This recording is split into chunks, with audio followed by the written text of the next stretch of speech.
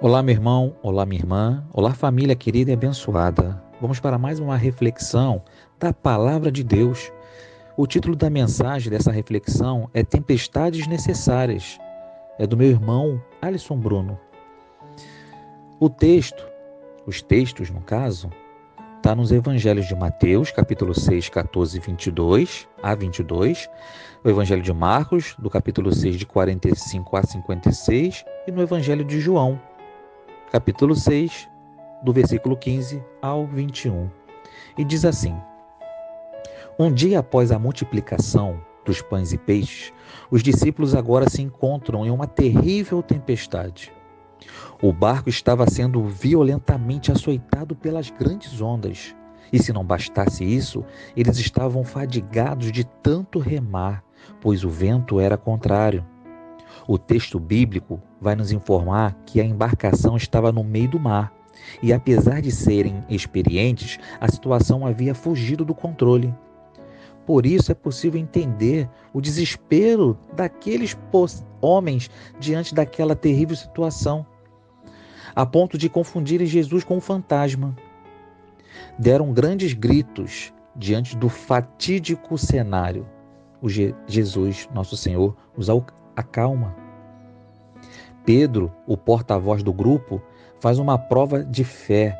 Senhor, se és realmente tu, manda eu ir ter contigo sobre as águas, exclamou.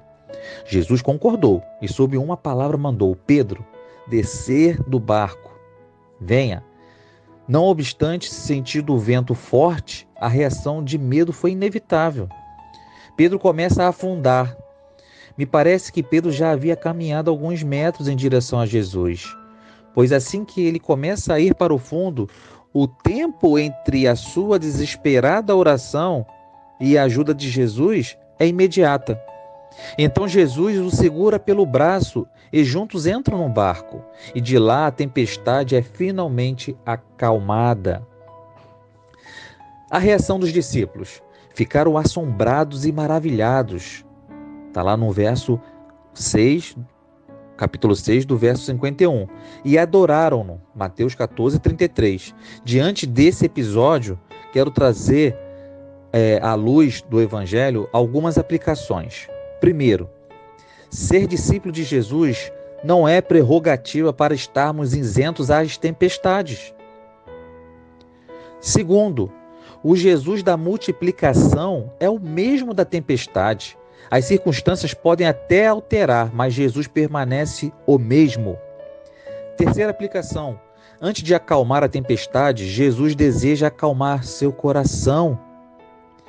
Quarta aplicação: a fé verdadeira não é uma explosão de emoção ou euforia a ponto de lhe fazer andar sobre as águas, mas aquela que te faz manter os olhos fixos em Jesus, mesmo com as circunstâncias desfavoráveis em sua volta.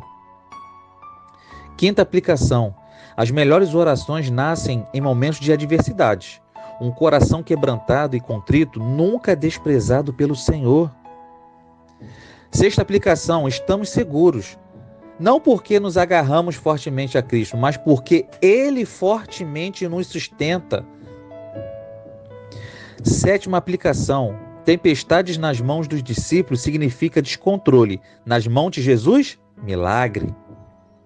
Oitava aplicação: quem garante nossa chegada é Jesus. A travessia pode até nos trazer infortúnios, porém esses infortúnios não são capazes de invalidar a sua promessa. 9 e última aplicação: algumas lições somente serão aprendidas vivenciando tempestades.